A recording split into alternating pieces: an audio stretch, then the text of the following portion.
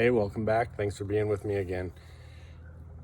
Back when I was in the banking industry, I had the opportunity to visit with business owners and entrepreneurs all the time, and I absolutely loved it. It was just an opportunity to really absorb what they were doing and get to know the things that they had done in their history that was good, that was bad, and just learn from them. And it was a great experience and one of my favorite parts about being in the banking industry.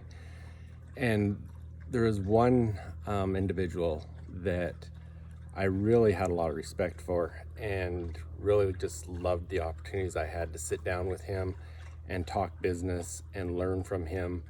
And it was someone that I really respected from a business standpoint, family, spiritual, all the different areas in his life.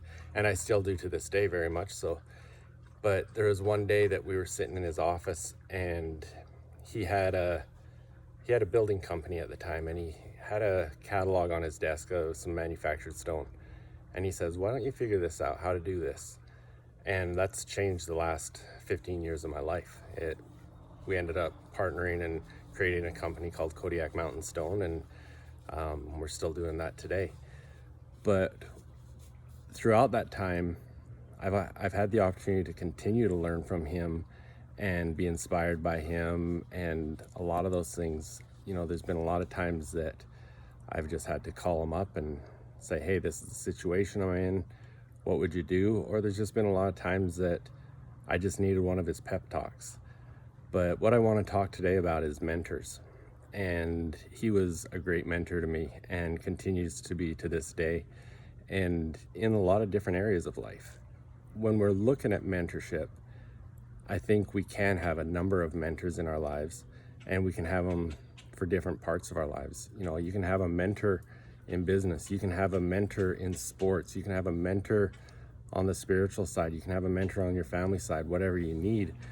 But what I want to emphasize is the importance of having mentors and what to look for in a mentor. You got to look for someone, first of all, that you can trust, that you can explicitly trust, that is going to look out for your best interest. You look at how they live, and you can admire that. And you've got to look at their mindset and their attitudes and the experience they have and the knowledge they have, and what can you learn from them.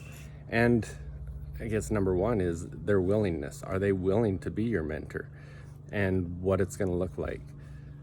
So from that standpoint, a mentor is someone that really should be able to help you create hope inside, that you can have hope on what you're doing, what your future holds, and they'll help you to go further in whatever it is you're doing, because they've been there, they've done that, and they can help you do that.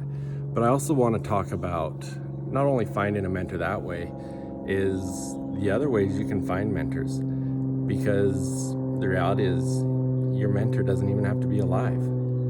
And you look at the books you can get, the audios you can get, everything, and look at what you can learn through autobiographies and biographies and different things. And when I was looking at my books this morning, there's a lot of really good books that I have. But then I started thinking, okay, now let's look at which ones did I buy a lot from the same author. And I started looking at those because, Think and Grow Rich, How to Win Friends, Influence People, a lot of those are just some of my favorite books. And Napoleon Hill, I would say, in a lot of ways, has been a mentor because I've got a lot of his material. But I started looking at other things, like who do I buy a book every time they've got one that comes out? Russell Brunson, he'd be a mentor to me in a lot of ways. Robert Kiyosaki, there is a number that when they put a book out, I get it because I know I can learn something from them. I've got a friend, you can look him up on Instagram, Get Rich with Richmond. He's in the investing world, and I know right now he's reading The Snowball, Warren Buffett. So obviously that's a great opportunity for him to learn from the best. So look at that and find out who your mentors can be. Maybe it's listening to this every morning. It's a little bit that can help you go a long way. And there's so many good podcasts out there. The same thing as my books. I looked at what ones, I've got a lot of great podcasts that I listen to a lot, but I also have certain ones that I make sure to keep up on. Darren Hardy's, Richie Norton's, Brendan Bouchard's. Those ones are all ones that I make sure I keep up on those ones. And then I've got a number of other ones that are great. And then another thing is the mentorship in the form of a group, because I was thinking, the thought of this came last night after our mastermind, and our inner circle mastermind is a great way to develop a group of mentors or just someone within that group, because you can learn so much from people that have already been there, that have already done those things that you're trying to do, that can shorten that road of failure and achievement, that you can avoid some of the pitfalls that they've already been through. So I want you to think about that today, and think about who your mentors are, who you're a mentor to, and maybe how you could improve on both sides, how you could find a better mentor, or is there a book that you need to read because you could learn from that person as a mentor.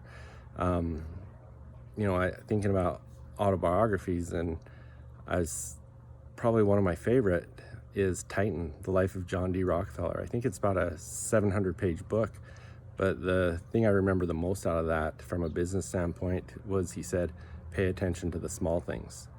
And there's so much you can learn from people that have already been on the path that you're taking. And so that's what I encourage you to do today. Really put some thought and effort into who your mentors are and who you want your mentors to be, and what you need to do to really learn from them and grow from them as an individual. And also look at who you're a mentor to, whether it's your kids, whether it's another business associate or something else. And are you doing the things to be a great mentor? So think about that. Thanks for being with me today. If you're listening to this on any of the podcasts, please like it, share it, download it. Appreciate any of that that's going on. Appreciate all your feedback. Thanks for the feedback on the Momentum series and Marketing Accelerated. I love hearing from you. And please go to jeffheggie.com and you can see where you can get those programs as well. Thanks, and I'll see you again tomorrow.